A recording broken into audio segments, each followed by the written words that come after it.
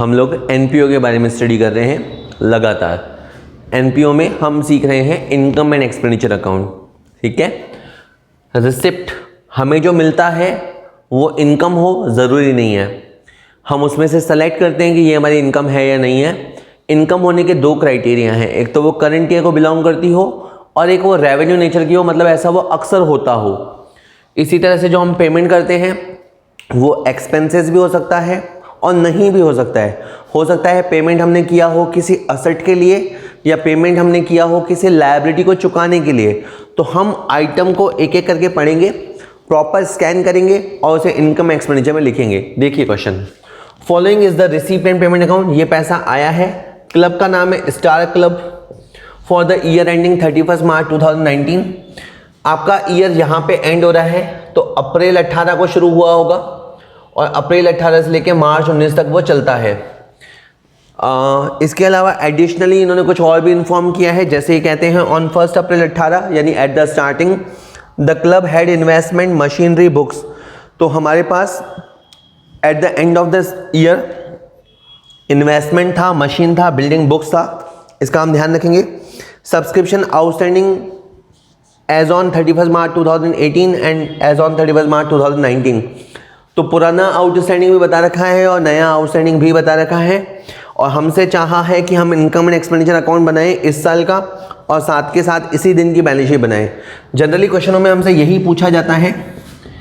एक तो हमसे पूछा गया है income and expenditure account for the year ending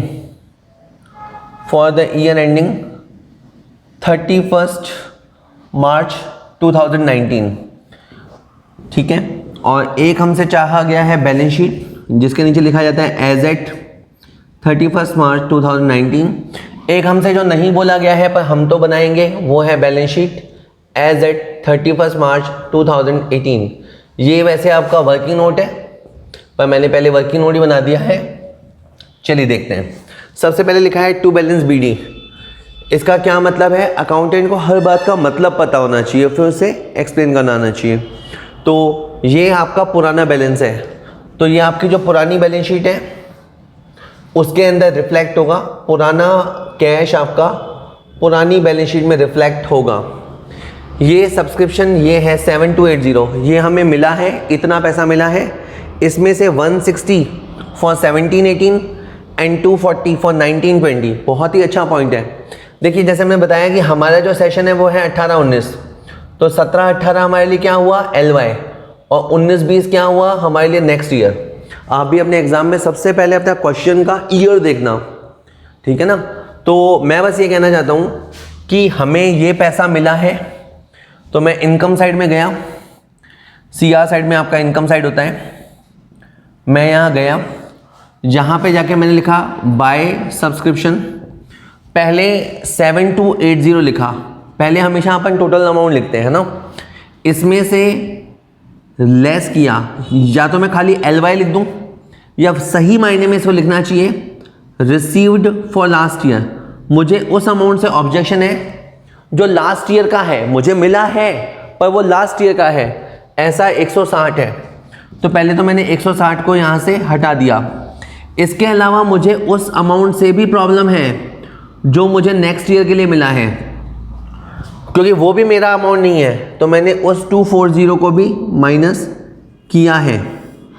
okay बेटा, इतना करने के बाद अभी के लिए काम हो गया है। जो फिगर्स हमारे नहीं हैं, जो पुराने हैं या नेक्स्ट ईयर को बिलोंग करते हैं, उन्हें आप माइनस करो। ये आप इसे यूँ समझिए कि आप मान लीजिए 12th क्लास में बैठे हैं, या मान लीजिए सपोज कर लीजिए कि आप थोड़ी देर में 11th क्लास के स्टूडेंट हैं और कोई 10th का स्टूडेंट आपकी क्लास में गलती से आके बैठ जाता है, तो आप उसे क्या कहोगे? बेटा तू जूनियर है, जा वहाँ जा, पास में जाके बैठ, पहले बोर्ड क्लियर कर गया। और बाय द वे वो 12th का स्टूडेंट है, गलती से आपकी क्लास में आके बैठ गया है, तो भी आप उसे हटा देंगे, सर आप सीनियर हैं, आप आगे जाओ, आप दोनों ही जाके बोर्ड की तैयारी करो, यहाँ क्या लेने को आए। कहने का मतलब है हम पिछला अगला हटा देते हैं। इसके बाद इंटरेस्ट ऑन इन्वेस्टमेंट है।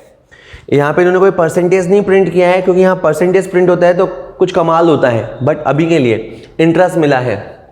तो यहाँ पे इनकम साइड में लिखेंगे, ठीक है ना, हमें इतना तो पता होना चाहिए क्या चीज़ हमारी इनकम है और क्या नहीं है। ऐसे ही धीरे धीरे हमारी समझ डेवलप होती है। इसके बाद सेल ऑफ मशीन है। मशीन 400 की थी, सेल करने से 480 आया है, बहुत ही अच्छा पॉइंट है। मैंने यहाँ पे लिखा है CR में by gain on sale of machine, थोड़ी जगह कम है बट आप पढ़ पाएंगे इसको। गेन कह लो या प्रॉफिट कह लो, 80 रुपये का प्रॉफिट हमें हुआ है on sale of machine. Okay, चलिए इसके बाद सैलरीज पेड कि सर पेड कहाँ लिखा है, ये हमने पेमेंट ही तो किया है सैलरी का, तो ये हमारे लिए एक्सपेंडिचर साइड में जाएगा। ठीक है, ये आपका एक्सपेंडिचर साइड है जहाँ पे आपको सारे अपने एक्सपेंसेस लिखने हैं। स्टेशनरी का पेमेंट, तो स्टेशनरी हमारे लिए एक्सपेंस है। क्वेश्चन की मर्जी होती है, वो चाहे जिस आइटम को टफ कर सकता है। अभी के लिए तो आसान है, स्टेशनरी यहाँ आ गया। मीटिंग एक्सपेंसेस, वेल आपने कोई मीटिंग अरेंज की, फिर मीटिंग होगी तो देखो खर्चा भी होगा, ये आपका एक्सपेंडिचर साइड में आ गया है। चलिए बुक्स, ये आपने बुक्स मंगाए हैं, ये आपके लिए असेट है, लिखा हुआ नहीं आएगा, आपको समझना पड़ेगा। तो यहाँ बैलेंस शीट में आप जाइए और ये आपका असेट है। मैं आपको सलाह दूंगा कि पहले आप बुक्स लिखिए और बुक्स में लिखिए ओपनिंग। आपके पास 8000 के बुक्स शुरू में थे, क्वेश्चन इसीलिए पढ़ने के लिए अपने को टाइम मिलता है। 8000 के बुक्स पहले के थे, प्लस लिखा मैंने परचेज्ड है 1600 के, तो बुक्स हमारे हो गए बेटा जी 9600 के। इन सिमिलर वे इन्वेस्टमेंट, हमारे पास इन्वेस्टमेंट असेट साइड में थे, होते हैं, पहले भी थे, ऐसी बात नहीं है। पहले 64,000 के थे, क्या बात है, 64,000 के इन्वेस्टमेंट थे और हमने और अभी परचेज किए हैं 1600 के, तो बेटा जी ये आपके इन्वेस्टमेंट हो गए 65,600 के। ठीक है, इसमें एक जीरो मैं कम कर देता हूँ, 6400 है ना, ये कोई दिक्कत नहीं, वो तो जितना भी होगा आप तो लिख देना, कोई दिक्कत नहीं है। 6400 और ये 1600, ओके, ये हो गया आपका 8000 है ना, पुराने वाले और नए वाले मैंने जोड़ दिए। चलिए थोड़ी सी बात और कर लेते हैं। बैलेंस शीट, बैलेंस शीट का मतलब होता है बचा हुआ पैसा, ये ऐसे अपन अब कहेंगे कैश, और ये हमारी अभी वाली बैलेंस शीट में जाएगा।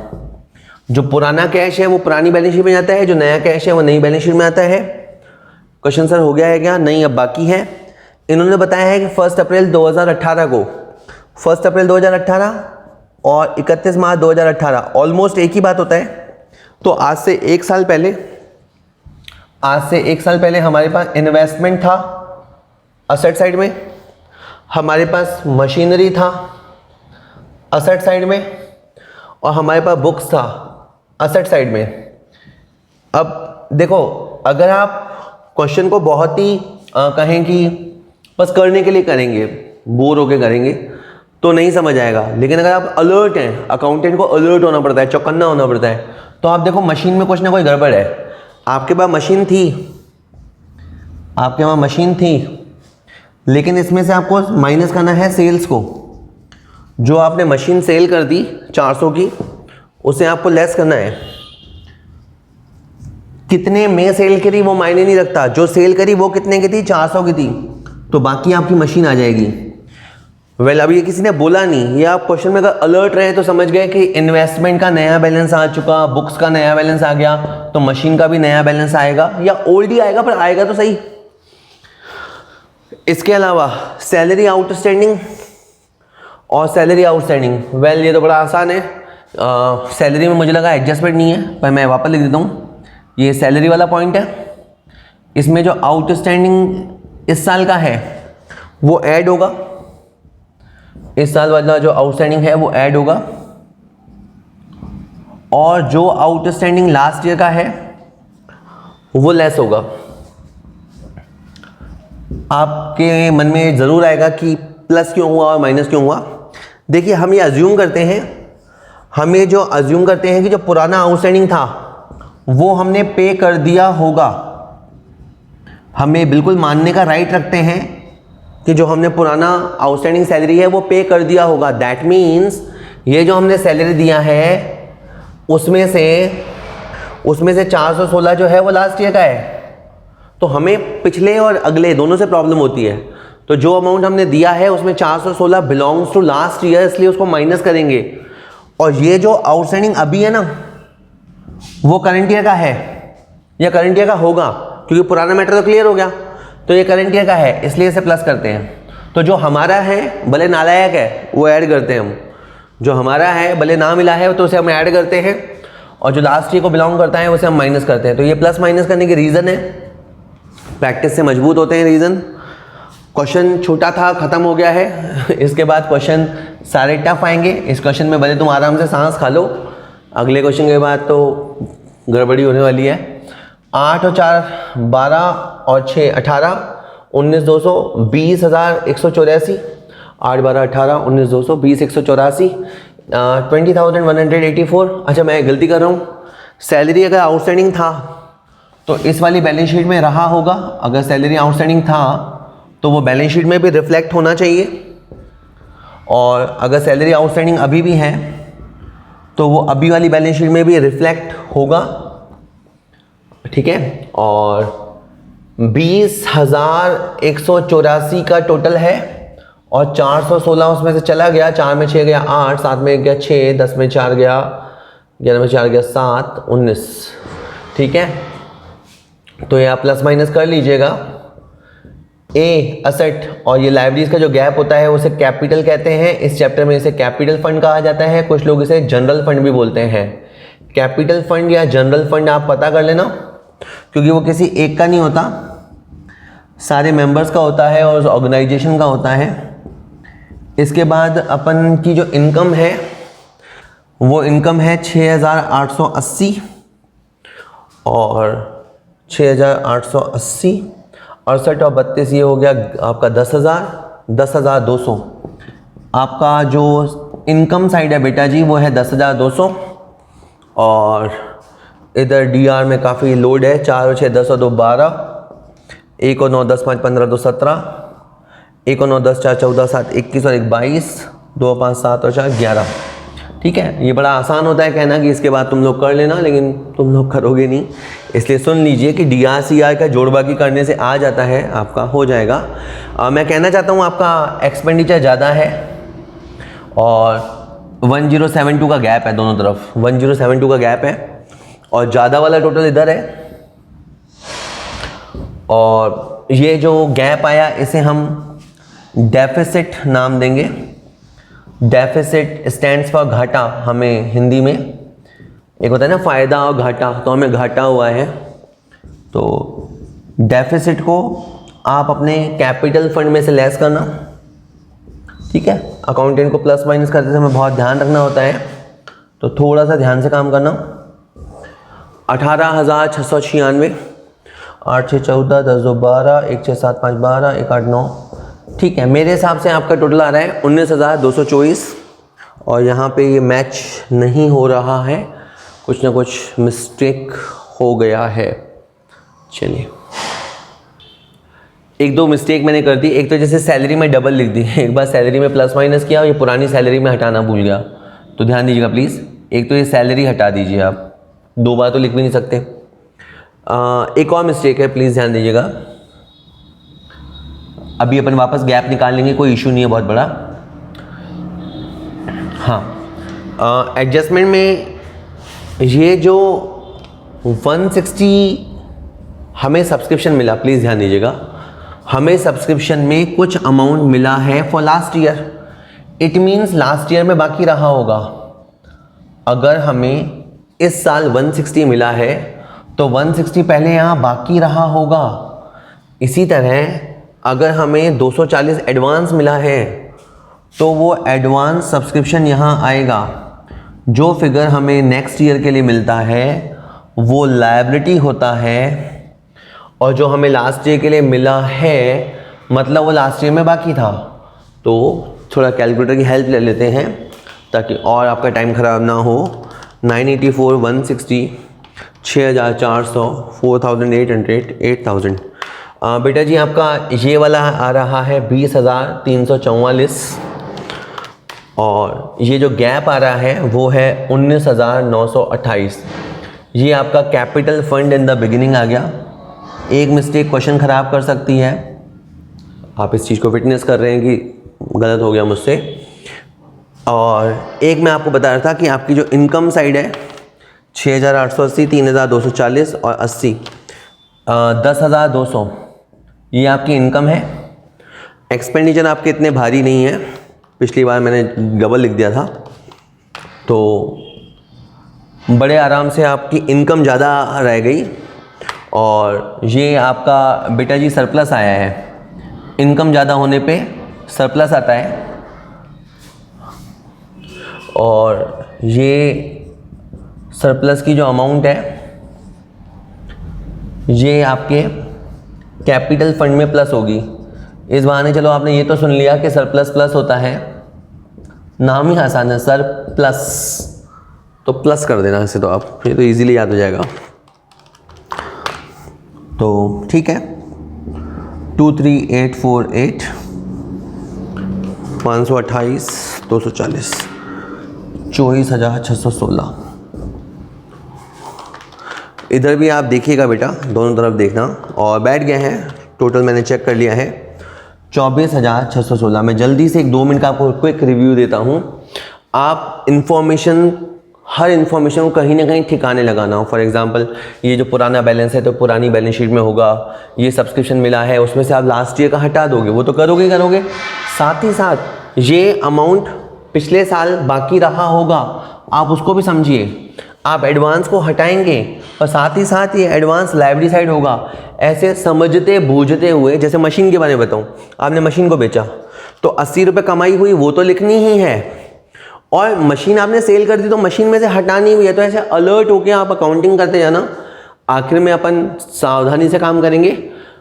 पुराना कैपिटल फंड निकालना, इनकम और एक्सपेंडिचर का गैप निकालना, कुछ भी रिजल्ट आ सकता है, तैयार रहना उसके लिए। जो सरप्लस आ जाए तो उसमें प्लस कर देना। चलिए इसके बाद अपन एक क्वेश्चन और करेंगे अभी।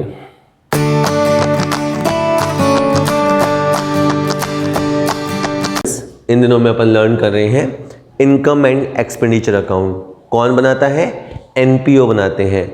एनपीओ कौन? Not for profit organisations. क्यों बनाते हैं?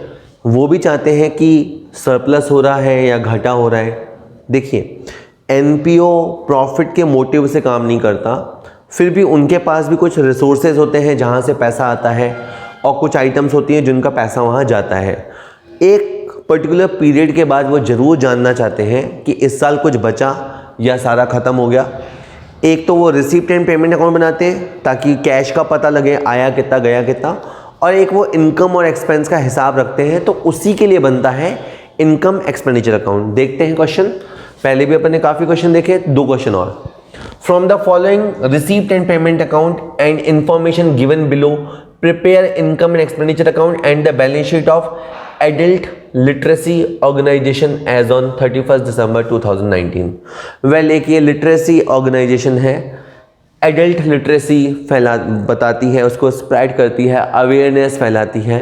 ठीक है, यूथ कभी कभी डिस्ट्रैक्ट हो जाता है और कुछ चीज़ें जो टाइम के बाद होनी है उनसे पहले ही उनमें इंडल्ज हो जाता है, और जो कैरियर बनाने की एज है उसमें वो गलत राह पे निकल जाता है, जबकि ये चीज़ों के लिए पूरी लाइफ पड़ी है।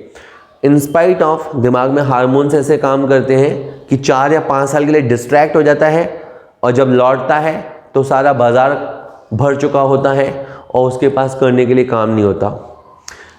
ये मैं नहीं कह रहा, ये ऐसी ऑर्गेनाइजेशंस अवेयर करती हैं। आप तो समझदार हैं पक्का। चलिए, दिसंबर 2019 रिसीप्ट एंड पेमेंट अकाउंट, ये इनके पास पैसा आया है उसका हिसाब है, और ये पेमेंट गया है उसका हिसाब है। और नीचे कुछ इन्फॉर्मेशन है, जैसे subscription outstanding as on December 18, 2000। देखो, ये दिसंबर 19 का क्वेश्चन है, 2019 का है। तो ये सब्सक्रिप्शन पहले आउटस्टैंडिंग था 2000, और आज के दिन 1500 आउटस्टैंडिंग है। ठीक है, दिसंबर 19 यानी आज के दिन सैलरी आउटस्टैंडिंग है 600 रुपया, and 1 month rent paid in advance, और 1 महीने का रेंट हमने एडवांस पे किया हुआ है। ऑन जनवरी 1, 2019 यानी at the start of the year, साल के शुरू में organisation owned furniture 12,000, books 5,000। Okay, हमसे चाहता क्या है, मैंने कहा ये आप इतनी जानकारी हमसे देके चाहते क्या हो, तो इन्होंने कहा था prepare income expenditure and balance sheet. तो बेटा जी मैंने बनाना शुरू किया इनकम एंड एक्सपेंडिचर अकाउंट। ठीक है, इसमें इनकम जो होती है वो क्रेडिट की तरफ लिखी जाती है और एक्सपेंडिचर जो होता है वो डेबिट की तरफ लिखा जाता है। ये हमारे पुराने रूल्स पे बेस्ड बात है कि एक्सपेंडिचर का डीआर नेचर होता है और इनकम का सीआर नेचर, उसी को इन्होंने फॉलो किया। ठीक है, साथ ही साथ बेटा जी हम एक बैलेंस शीट बनाएंगे जो आज की बैलेंस शीट होगी, लेटेस्ट बैलेंस शीट 31 दिसंबर 2019 की।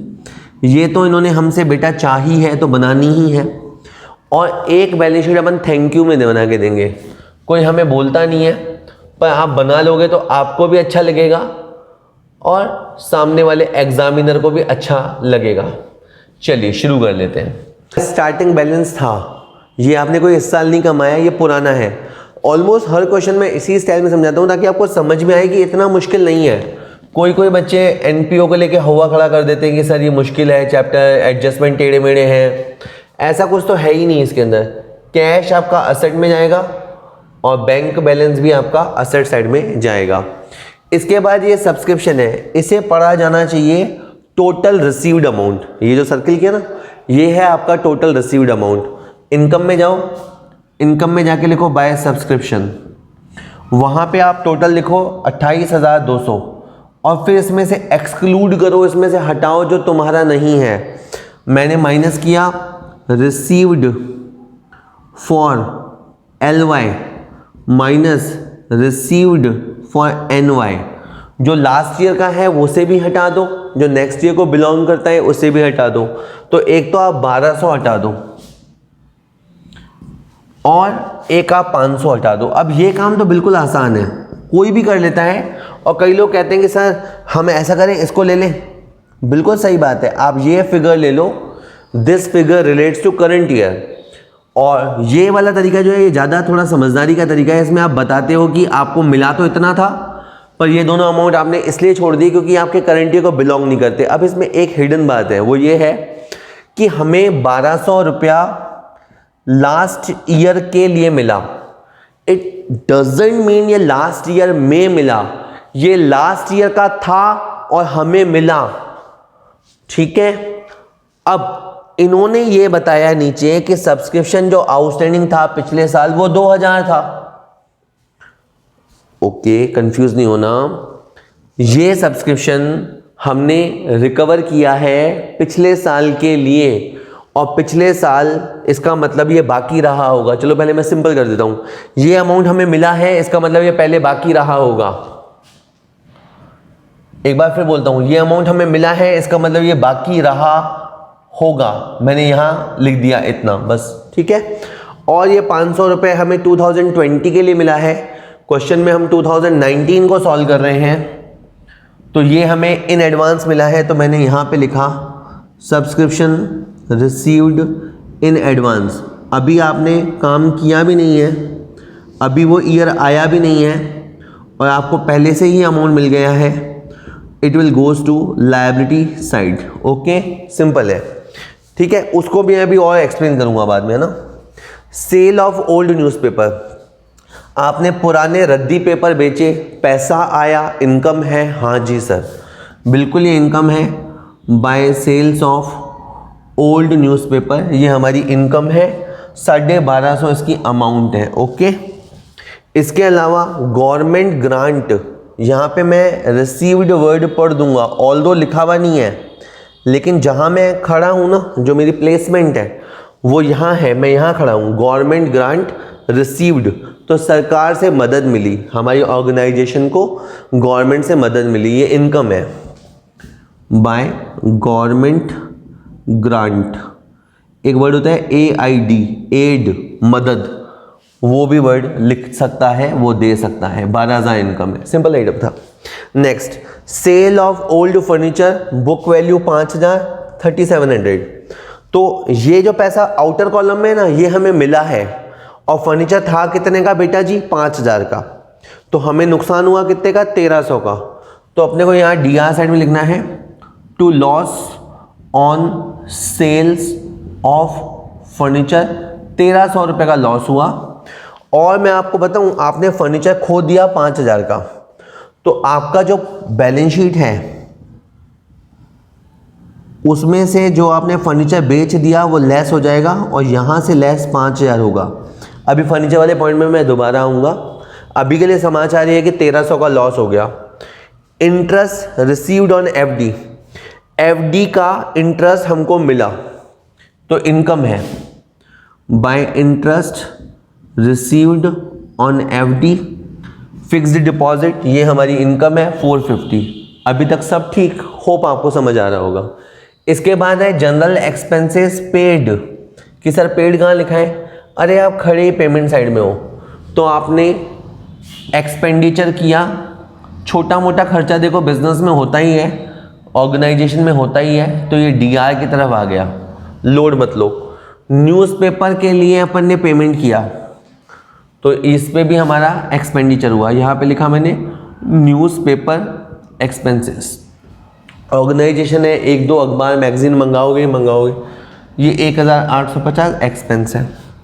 इलेक्ट्रिसिटी के लिए पेमेंट किया, लाइट का बिल तो आएगा ना बेटा, तो ये इलेक्ट्रिसिटी का हमने पेमेंट किया, इसे भी आपको डीआर में लिखना है। तो यूं तो बड़ा आसान है कि आपको सारे एक्सपेंसेस लिख देने हैं।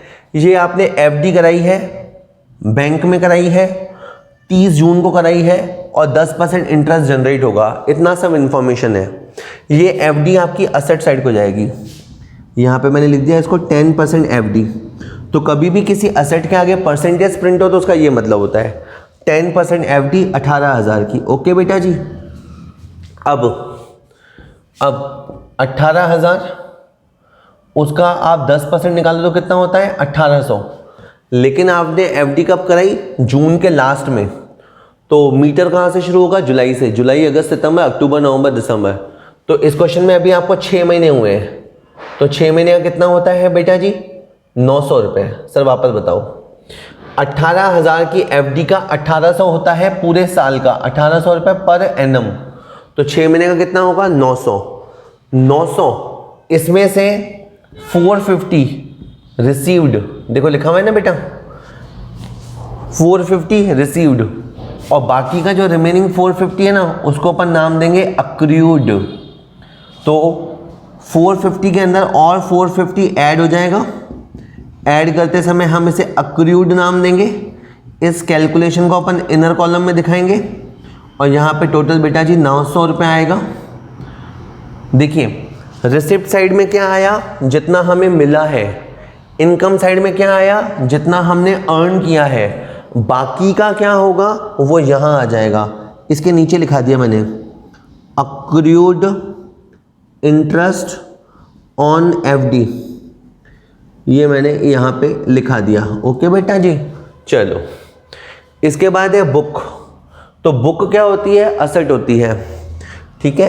एक पुराने वीडियो में भी मैंने बताया था कि जो न्यूज़पेपर होता है उसकी लाइफ 1 दिन की होती है, और कोई भी असेट जिसकी लाइफ 1 साल तक भी होती है ना, तो उसको अपन एक्सपेंस मानते हैं।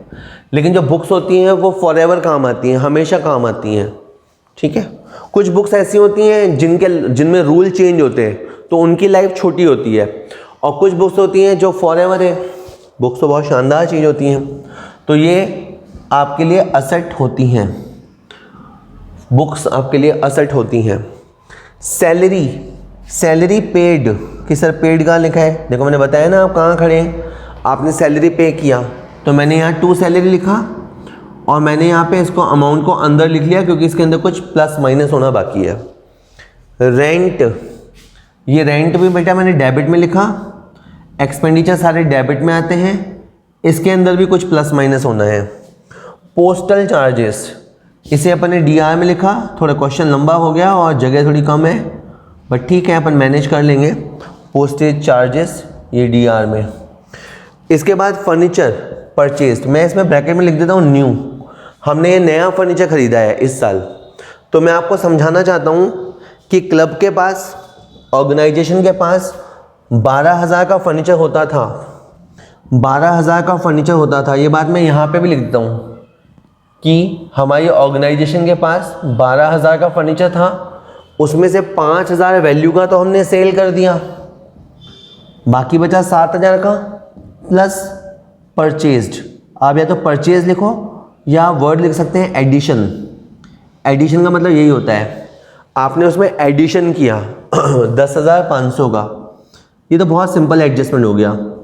जो सेल कर दिया उसे लेस कर दो और जो परचेज किया वो ऐड करो। कई अकाउंटेंट क्या करते हैं, जैसे 3700 में सेल किया तो 3700 लेस करते हैं, ऐसे नहीं होता।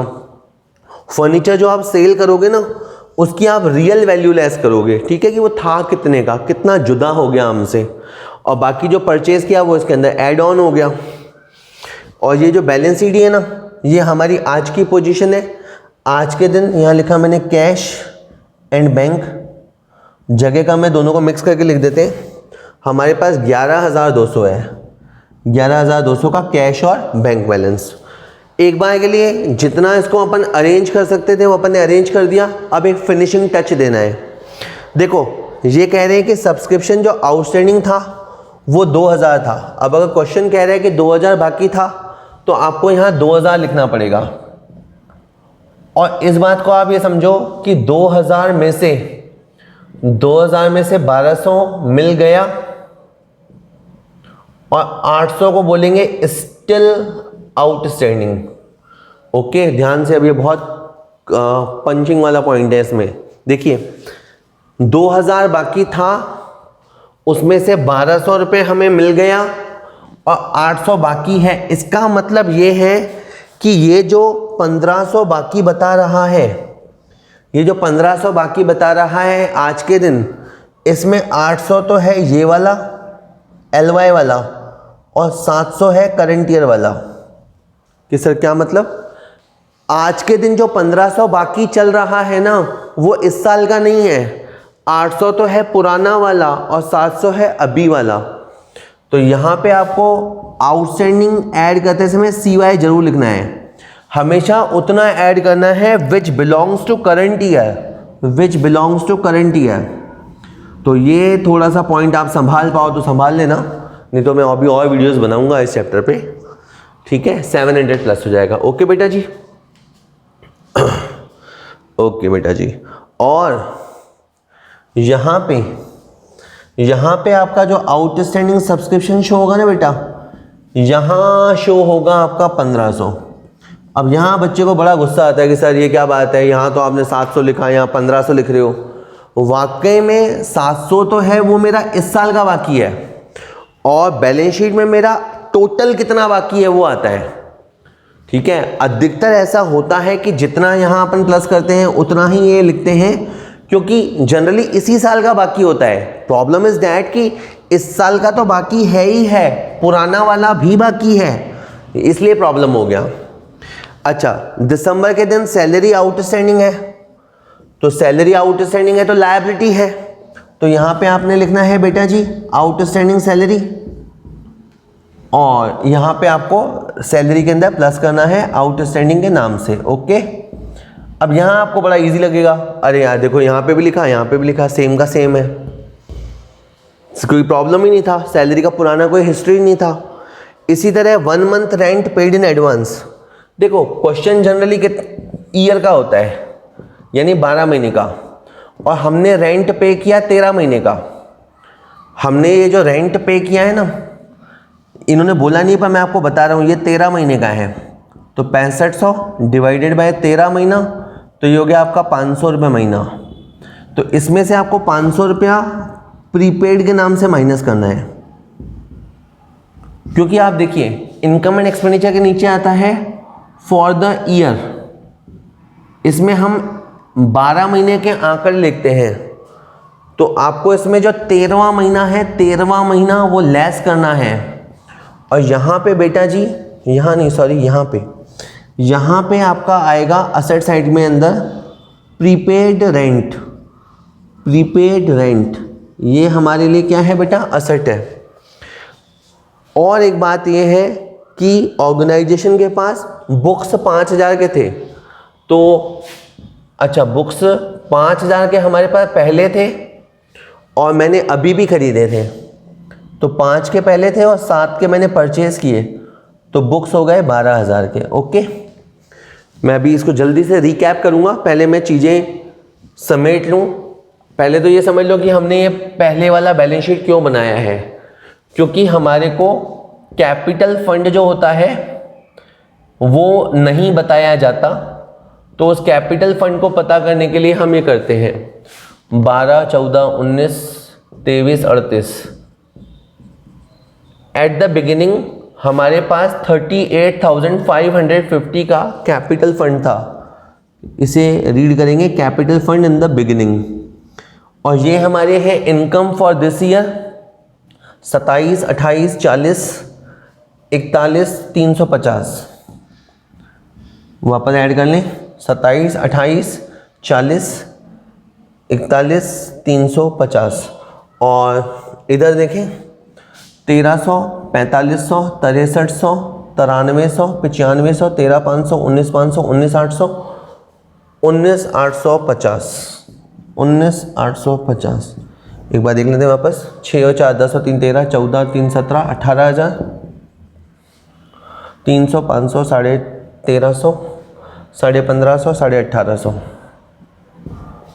ठीक है, तो इनकम आपकी ज़्यादा है, आपकी इनकम ज़्यादा है, एक्सपेंडिचर कम है, गैप निकालेंगे और 10 में से 9 गया 1, 3 में से 1 गया 2, 21,500 बेटा, है ना।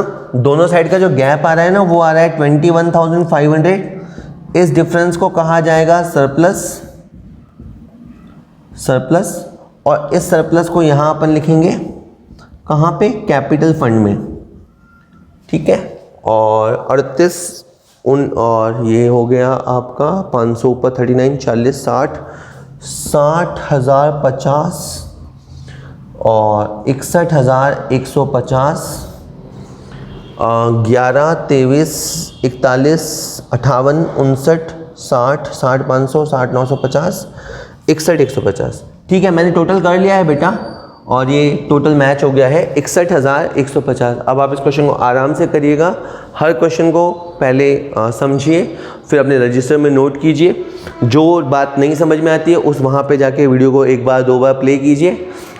मैं जल्दी से बताऊँ आपको, सब्सक्रिप्शन आपको लिखना है, जो मिलता है टोटल पहले टोटल लिख देना, फिर जो पुराना वाला मिला है उसे हटा दो, जो नेक्स्ट ईयर वाला मिला है उसे हटा दो, और अगर आपका इस साल का कोई बाकी है तो वो प्लस कर दो। ठीक है, और जो बाकी है वो तो मिलेगा तो वो असेट में भी आएगा। एफडी वाला पॉइंट बहुत अच्छा था, हमने एफडी कराई थी, वो हमारी असेट है, और एफडी पे 6 महीने का इंटरेस्ट बनेगा वो निकाल लेना, और जितना मिलना बाकी है उसे अक्रूड इंटरेस्ट की कैटेगरी में रखेंगे। ठीक है, फर्नीचर में जो बेचा उसे हटा दो, जो परचेज किया उसे जोड़ दो, बुक्स के अंदर जो परचेज किया उसे जोड़ दो, सैलरी आउटस्टैंडिंग लायबिलिटी होता है, और रेंट हमने थोड़ा ज़्यादा दे दिया ना, तो यहाँ से हटा दो। ठीक है, पहले क्या हो रहा था, यहाँ पे 13 महीने का अमाउंट लिखा हुआ था, तो हमने इसमें से 1 महीने के अमाउंट जितना लेस कर दिया, तो ये फिगर अब ओके है, 12 महीने का है। और जो रेंट हमने किसी को दे दिया है इसे हम बाद में एडजस्ट करेंगे, तो इसलिए इसे प्रीपेड रेंट कहा जाता है। पुराना बैलेंस शीट आप ज़रूर बनाना, इससे आप पुरानी कैपिटल फंड को पता कर पाओगे। हालांकि इसको बनाए बगैर काम चल सकता है, बट मेक अ हैबिट, इसे बनाइएगा। चलिए, ओके।